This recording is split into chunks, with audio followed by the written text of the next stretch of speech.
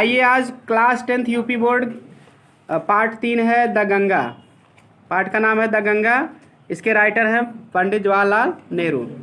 इसका जो है पहले हम लॉन्ग क्वेश्चन बताने जा रहे हैं जो कि मोस्ट इम्पॉर्टेंट है, 100% है, ये हर साल पूछा जाता है किसी न किसी सेट में। क्लियर? तो इसलिए पूरी संभावना है, तो आप इसको ज़रूर सभी प्रश्न देख लीजिए, इसका आंसर भी देख के याद कर डालिए। क्लियर? 2 ही क्वेश्चन इसमें बताएंगे जिसमें पहला वाला 99% आएगा जरूर आपको पेपर में। क्लियर? तो आप किसी न किसी सेट में 100% आता है, इसलिए आप इसको ज़रूर याद कर लीजिएगा। इसके बाद वाला भी आप याद कर सकते हैं, लेकिन ये पहला सबसे ज़्यादा इंपॉर्टेंट है। तो चलिए देखते हैं। इसमें कहने के लिए एक ही है, लेकिन कई क्वेश्चन इसमें समाहित हैं। कोई न कोई क्वेश्चन आपको आता है तो आपको आंसर यही लिखना है। तो देखिए पहले प्रश्न देख लेते हैं। What did the Ganga and the Yamuna mean? Ganga और यमुना का क्या मीन्स मतलब या तात्पर्य है? टू पंडित जवाहरलाल नेहरू का, पंडित जवाहरलाल नेहरू के लिए गंगा और यमुना का पंडित जवाहरलाल नेहरू से क्या तात्पर्य है, मतलब किस तरह से वो इनसे मतलब रखते थे, उनका क्या मतलब था, लगाव क्या था, किस तरह था। Why does Nehru call the Ganga the river of India? Nehru Ganga को क्यों भारत की नदी कह के पुकारते हैं? क्लियर? यानी गंगा से रिलेटेड कोई क्वेश्चन आएगा तो आपको ये लिखना है। 2 ही तरह के क्वेश्चन देखिए इसमें बनते हैं, एक गंगा से नेहरू का लगाव, क्लियर, और एक होता है मरने के बाद अपने अस्थियों को किस तरह से वो बिखरवाना चाहते थे, क्यों बिखरवाना चाहते थे गंगा में, पार्स के ऊपर, खेतों के ऊपर क्यों बिखरवाना चाहते, ये सब क्वेश्चन है। क्लियर? मरने के पहले वाला गंगा से लगाओ, मरने के बाद क्यों गंगा में बिखरवाना चाहते थे या खेतों पर, ये 2 ही क्वेश्चन थे। क्लियर? तो चलिए देखते हैं। गंगा से रिलेटेड ही क्वेश्चन ज़्यादा आता है क्योंकि मेन टॉपिक आपका यही है द गंगा, इसलिए गंगा से ही रिलेटेड पहला क्वेश्चन ही ज़्यादा आता है। तो जो मेन पॉइंट रहता है कहाँ पार्ट का, वही क्वेश्चन ज़्यादा आता है। वाई वाज नेहरू डीपली, ठीक है, दूसरा क्वेश्चन है Y was Nehru deeply attached? तो डीपली अटैच्ड या डीपली के बाद ऑब्लिक करके हम लिखवाए हैं सो मच अटैच्ड। क्लियर? इतना ज़्यादा लगाव क्यों था? अटैच मीन्स लगाव या जुड़ाव। To the Ganga and the Jamuna, Ganga और यमुना नदियों से, गंगा और यमुना नदियों से नेहरू का इतना लगाव क्यों था? या फिर अगला क्वेश्चन है what were views of Pandit Jawaharlal Nehru? Pandit Jawaharlal Nehru का क्या व्यू, माने दृष्टिकोण या विचार, क्या दृष्टिकोण था about the river Ganga, Ganga नदी के बारे में, and about the people of country, और देश के लोगों के बारे में इनका क्या विचार था। क्लियर? अगला क्वेश्चन हमारा क्या होगा, what is the significance of the Ganga for Nehru and for India? Nehru के लिए और भारत के लिए गंगा का क्या सिग्निफिकेंस, माने महत्व है, ठीक है ना, महत्व। अगला है what do you come to know? आप क्या जानते हो about PT Nehru, PT Nehru के बारे में, after reading the lesson Ganga, Ganga पाठ को पढ़ने के बाद आप पंडित जवाहरलाल नेहरू के बारे में क्या जानते हो? तो कुल मिला के गंगा और पंडित से रिलेटेड बात इसमें लिखना है। ठीक है? तो चलिए देख लेते हैं, बहुत अच्छे से आपको तैयार हो जाएगा। और ये अगर ये लॉन्ग क्वेश्चन आप तैयार कर लिए तो इसमें आपको काफ़ी शॉर्ट क्वेश्चन भी बन जाएंगे। ठीक ना? तो चलिए शुरू करते हैं answer. The Ganga and the Jamuna meet, अब देखिए डिड के साथ मीन आया था ना, डिड हटेगा तो मीट हो जाएगा, मीन का सेकंड फॉर्म, मीट माने तात्पर्य, मतलब एलाट माने बहुत, पंडित जवाहरलाल नेहरू, पंडित जवाहरलाल नेहरू से गंगा और यमुना का पंडित जवाहरलाल नेहरू से बहुत तात्पर्य था। क्लियर? जब पहला बात बता दो कि he had been attachment, he had been attached, attach रहना चाहिए, अटैचमेंट नहीं। Clear? He had been attached to them, उनका उनसे लगाव रहा है। Clear? He had been attached to them, उनका उनसे क्या रहा है, लगाव रहा है। ही हैड बीन अटैच्ड, उनका उनसे क्या रहा है, लगाव रहा है। क्लियर? तो क्योंकि हैड बीन के साथ थर्ड फॉर्म लगेगा अटैच्ड, ईडी रहेगा, अटैच में ईडी जोड़ दें, अटैच्ड टू देम, उनसे मतलब गंगा और यमुना नदियों के लिए 2 हैं तो इसलिए देम लगा है। क्लियर? केवल गंगा की स्पेशली पूछेगा तो आप हर भी लगा सकते हो। Clear? He has been attached to them, उनका उनसे लगाव रहा है, उनसे मतलब गंगा और यमुना नदियों से लगाव रहा है।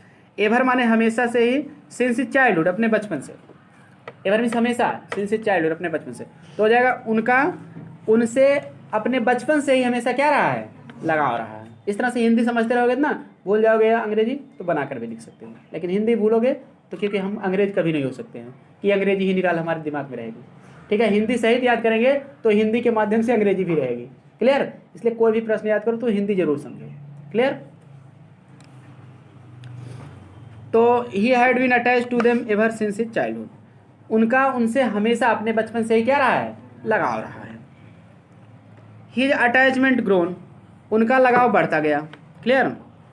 तो अब यहाँ देखिए हिज में एच बड़े कर देना, पहला वाक्य है, फुल स्टॉप बाद पहला वाक्य लिखेगा। His attachment grown with the years, उनका लगाव जो है बढ़ता गया। ग्रो मीन्स बढ़ना, विद द ईयर्स माने सालों के साथ साथ, वर्षों के साथ साथ, वर्षों के साथ साथ उनका लगाव भी बढ़ता गया। जिस तरह से साल बीतते गए उनका लगाव भी बढ़ता गया। अब देखिए अगला पॉइंट है, Nehru calls the Ganga the river of India, Nehru Ganga को भारत की नदी कह के पुकारते हैं। यहाँ थोड़ा अलग पॉइंट है तो इसलिए नई लाइन से इसको लिखा गया है। क्लियर, ये तो मान लीजिए गलत के नाते काटा गया था। Nehru calls the Ganga the river of India, Nehru Ganga को भारत की नदी कह के पुकारते हैं। क्लियर, अगर ये क्वेश्चन आए क्यों गंगा को भारत की नदी कह के पुकारते हैं, छोटा क्वेश्चन, तब आप यहाँ से भी लिख दोगे चलेगा। और ये क्यों लगाव था, why has Nehru so much attach to the Ganga Jamuna, तो आपको क्या करना है, केवल आपको यही शुरुआत से अभी तक यहाँ तक ईयर्स तक बता देना है। क्लियर, बहुत ज़्यादा तात्पर्य था, उनका लगाव था, बढ़ते गए। क्योंकि शार्ट में ये भी क्वेश्चन आ जाता कि Nehru why was Nehru so much attach to the Ganga, 25 word में आएगा। तो आपको कितना करना है, केवल ईयर्स तक लिखना शुरुआत से। क्लियर, और दूसरा क्वेश्चन अगर शार्ट में आएगा why does Nehru call the Ganga the river of India, तो आपको यहाँ से लिखना है। क्लियर, वो प्रश्न से स्पष्ट हो जाएगा, क्योंकि अभी शार्ट में भी आपको बताया जाएगा। तो आप बता दो कि नेहरू गंगा को भारत की नदी कह के पुकारते हैं, बिकॉज क्योंकि सी इज बिलव्ड, क्योंकि वह बिलव्ड माने होते प्रिय, वह प्रिय है। ऑफ द इंडियन पीपुल, क्योंकि वह प्रिय है किसकी, of the Indian people, Bharat के लोगों की, क्योंकि वह भारत के लोगों की क्या है, प्रिय है। सी इज द सिंबल, वह प्रतीक है, ऑफ इंडिया, आज भारत के। एज लॉन्ग माने युग युगांतर कहो या दीर्घकालीन। कल्चर एंड सिविलाइजेशन माने संस्कृति और सभ्यता, वह भारत की दीर्घकालीन या युग युगांतर संस्कृति और सभ्यता का क्या रही है, प्रतीक रही है। एज माने युग, लॉन्ग माने लंबा, युगो लंबे समय, यानी कि युग युगांतर जिसको कहते हो, या लॉन्ग मतलब लंबा मतलब दीर्घकालीन। क्लियर, तो एज लॉन्ग माने दीर्घकालीन या युग युगांतर, वह भारत की दीर्घकालीन संस्कृति और सभ्यता का क्या रही है, प्रतीक रही है। The Ganga reminds Nehru of the snow covered peaks, तो गंगा जो है, एक बात अभी आपको बताना, 60 क्वेश्चन आएगा, what does the Ganga symbolise, Ganga किस चीज़ का प्रतीक है, तो आपको बता देना द गंगा सिंबलाइजेज, यहीं से आपको फिर यहीं से आपको India as long culture and civilisation, यहाँ से भी आपको हिंट मिल जाएगा। क्लियर, भारत की दीर्घकालीन संस्कृति और सभ्यता का प्रतीक रही है, ये भी क्वेश्चन 60 में आता है। क्लियर, तो लॉन्ग से आपका काम होगा। और एक बात और बता दे रहे हैं आपको, तो एक क्वेश्चन 60 में ये भी आ सकता है, what does the Ganga remind PT Nehru of, ये 60 क्वेश्चन 25 वर्ड में, पीटी नेहरू को यानी गंगा क्या याद दिलाती है, तब भी आपको यही लॉन्ग से आपको बना के लिखना है। क्या लिखना है, देखिए, the Ganga reminds Nehru of the snow covered peak, Ganga Nehru को बर्फ से ढकी चोटियों की याद दिलाती हैं। And the deep valleys of the Himalayas, और हिमालय की गहरी घाटियों की याद दिलाती है। And also of the rich and vast plains, और विशाल और रिच माने समृद्ध, वास्ट माने विशाल, और विशाल और समृद्ध निचले मैदानों की भी याद दिलाती है। बिजलो माने निचले, देखिए आल्सो माने भी, ऑफ द रिच, रिच माने समृद्ध, एंड वास्ट माने विशाल, प्लेन्स बिलो माने निचले मैदानों, और समृद्ध और विशाल निचले मैदानों की भी याद दिलाती हैं। Where is life and work, जहाँ पर उनका जीवन और कार्य है, बीन कास्ट माने ढाला गया है, जहाँ पर उनका जीवन और कार्य ढाला गया है, ढला है। बात समझ गए ना, तो ये भी आपका 60 क्वेश्चन, लॉन्ग क्वेश्चन सब मिले, क्योंकि लॉन्ग का मतलब पूरा डिटेल बताना, ठीक है, और 60 मतलब टू द पॉइंट, जितना कहें बस वही 25 वर्ड तक आपको बताना। क्लियर, तो चलिए, ये आपका बहुत लॉन्ग क्वेश्चन मोस्ट इंपॉर्टेंट था। चलिए आप दूसरा क्वेश्चन भी देख लेते हैं। तो जो दूसरा क्वेश्चन है जो कम इंपॉर्टेंट है उसको हम बाद में बता रहे हैं, लेकिन ये भी इंपॉर्टेंट है क्योंकि इसमें 60 भी बन जाएंगे, इसलिए आपको याद करना है लॉन्ग में 60 वही आपका क्या होगा, तैयार हो जाएगा। क्लियर, आता भी है लॉन्ग में भी आता है, तो लेकिन पहला वाला ज़्यादा आता है, तो इसको लॉन्ग में तैयार करोगे 60 का भी आपका इससे कम से कम 2 क्वेश्चन तैयार हो जाएगा। क्लियर, इसलिए 60 लॉन्ग दोनों का एक साथ ही आप याद कर लो, लॉन्ग में याद करने से फ़ायदे हैं आपके, लॉन्ग में 60 में दोनों काम हो जाएगा। देखिए क्वेश्चन हमारा क्या कर रहा है, व्हाट वर 2 इंपॉर्टेंट पॉइंट्स, 2 महत्वपूर्ण बातें क्या थी, आपको किताब में भी मिल जाएगा क्वेश्चन ये। Which Nehru made in his will, जिसे नेहरू ने अपने विल माने होता है वसीयतनामा, जिसने नेहरू ने अपने वसीयतनामा में बनाया था, मतलब लिखा था। 2 इंपॉर्टेंट बातें, वसीयत लिख दिए थे, मरने से पहले वसीयत लिखा जाता कि हाँ, अपनी इच्छा उसमें बताता आदमी कि हाँ, मेरे मरने के बाद मैं चाहता हूँ कि हमारी राख को इस तरह से गंगा में विसर्जित कर दिया जाए, जहाँ मैं मरूँ वहीं जला दिया जाए, भारत के खेतों में भी खेत दिया जाए कुछ राखें, ये सब उनकी वसीयत थी। अब समझ गए नहीं, तब आदमी मरने के बाद उनकी इच्छा की पूर्ति के लिए भाई क्या आदमी ऐसा कर देता है। क्लियर, तो 2 वसीयत क्या थी, या ठीक है, ये बताना है कि, या फिर हाउ भी आ सकता है, या इन व्हाट वे, किस तरह से या कैसे। Does Nehru want his assets to be disposed of, Nehru अपनी राख को डिस्पोज ऑफ मैंने बिखरवाना चाहते थे। स्पेलिंग होगी DISPOSED, dispose of. Clear. Nehru अपनी राख को किस तरह से डिस्पोज ऑफ में निपटारा कराना या बिखरवाना, किस तरह से निपटारा कराना चाहते थे कि मतलब उसको फेंकवाना और ठीक है बिखरवाना, ये सब करना डिस्पोज ऑफ। होता नहीं, मरने के बाद राख को ले जाके गंगा में बहाते हैं। क्लियर। अगर गंगा किनारे चला जाता तो वहीं कर दिया जाता तुरंत। ठीक है, तो इनको विदेश में जलाया जाएगा, वहाँ से फिर ला के गंगा में फेंकवाया जाएगा। डिस्पोज ऑफ निपटारा कराना या विसर्जित कराना। नेहरू अपनी राख को किस तरह से बिखरवाना चाहते थे। अगला क्वेश्चन इसी में है, why did Nehru want his assets to be scattered over the field of India. Nehru क्यों चाहते थे कि उनकी राखें भारत के खेतों पर बिखेरा जाए। या फिर अगला क्वेश्चन है, what was the will of PT Nehru, describe it's main point. PT Nehru की वसीयत क्या थी, इसकी मुख्य बातें लिखो। क्लियर। तो कुल मिला के ये पाठ भी पूरा उनका वसीयत ही है, लेटर, ठीक है, इच्छा पत्र ही है पूरा। क्लियर। अपनी इच्छा ही बताएं पूरे पाठ में, इसलिए ये भी क्वेश्चन इंपॉर्टेंट है। अगला है, तो मुख्य बातें वही लिखोगे तो वसीयत हो जाएगी। What does Nehru desire to be done to his body after death. मरने के बाद नेहरू अपने शरीर का क्या करवाने की इच्छा करते हैं, ये क्वेश्चन आपको बताना।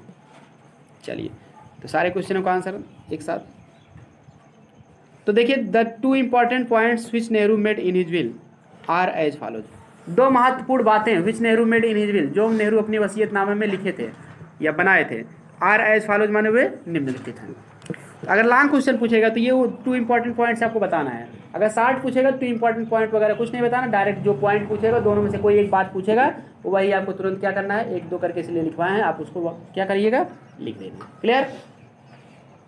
देखिए, जैसे अकॉर्डिंग टू हिज विल, अपनी विल के अनुसार, वसीयतनामा के अनुसार, नेहरू वांटेड, नेहरू चाहते थे, व्हेन ही शुड डाई, कि जब वह मरे, his assets should be cremated, तब उनकी राख, बॉडी को शुड बी क्रीमेटेड, सॉरी, तब उनके बॉडी यानी शरीर का क्रीमेटेड माने दाह संस्कार करना, जलाना, उनके शरीर का दाह संस्कार कर दिया जाए। And his assets sent to Allahabad, और उनकी राख को कहाँ भेज दिया जाए, इलाहाबाद में भेज दिया जाए। देन माने तब वहाँ भेजने के बाद फिर ए हैंडफुल ऑफ इट माने इसकी मुट्ठी भर, इसमें से मुट्ठी भर राख, इमर्स्ड माने विसर्जित कर दिया जाए, इन द गंगा, गंगा में इसकी मुट्ठी भर राख गंगा में क्या किया जाए, विसर्जित कर दिया जाए। क्लियर। तो इनकी क्या इच्छा थी, अगर ये पूछा जाएगा तो आपको मरने के बाद नेहरू की क्या इच्छा थी, what was Nehru's will after his death. Clear. मरने के बाद नेहरू की क्या इच्छा थी, तो आपको केवल according to his will say लिख देना गंगा तक। आप समझ गए ना बात। दूसरा क्वेश्चन देखिए, तो Nehru wanted the major portion of his assets, Nehru चाहते थे द मेजर पोर्शन माने अधिकांश भाग ऑफ हिज एसेट्स, उनकी राख का, टू बी स्कैटर्ड बिखेर दिया जाए, over the fields of India, Bharat के खेतों पर, सो दैट ताकि दे माइट मिंगल, वे मिल सकें, मिंगल मीन्स मिलना, विद द डस्ट माने मिट्टी से, धूल भी होता है, धूल, एंड सॉइल माने मिट्टी, ऑफ इंडिया भारत के, ताकि वे भारत की धूल और मिट्टी से मिल सके। तो अगर ये क्लियर, अगर पूछेगा कि what does Nehru, why does Nehru want to be scattered जैसे जो over the fields of India, Nehru अपनी राख को जो है भारत के खेतों में क्यों बिखरवाना चाहते हैं, तो आपको यही नेहरू वांटेड से लिख देना है। क्लियर। लास्ट तक दूसरी बात कि नेहरू मरने के बाद बिखरवाना चाहते हैं ताकि वे भारत की धूल और मिट्टी से मिल जाए।